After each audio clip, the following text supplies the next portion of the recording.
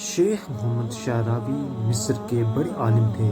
ایک بار جب سنہری جالیوں کو چومنے آگے بڑھے، وہاں موجود شرطا کہنے لگا، شیخ آپ اتنے بڑے عالم ہو کر یہ بدعت کر رہے ہیں، آپ ایک پتھر کو کیسے چوم سکتے ہیں جبکہ علم والے ہیں؟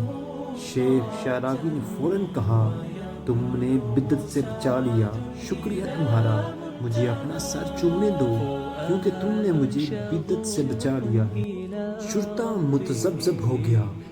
شیخ نے زبردستی اس کے سر پہ موجود ٹوپی کو چوم لیا۔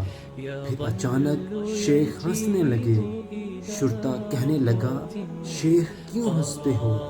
فرمایا، اے مسکین، تم گمان کر رہے ہو میں نے تمہیں چوما ہے۔ شرطا کہنے لگا، شیخ آپ علامہ مفتی ہو کر یہاں حرم پاک میں مذاق کر رہے ہیں، یعنی آپ نے میرا سر ہی تو چوما ہے۔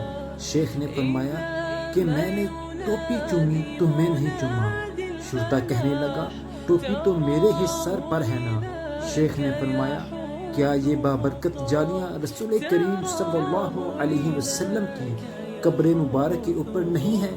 جیسے تمہارے سر پہ موجود ٹوپی کو چومنا تمہیں چومنا ہے، ویسے ہی ان جالیوں کو چومنا رسول کریم صلی اللہ علیہ وسلم کو چومنا ہے۔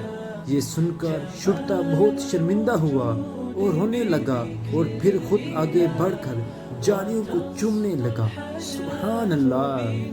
کسی پہ عشق کا دروازہ لمحوں میں کھل جاتا ہے اور کسی پر ساری زندگی نہیں کھلتا۔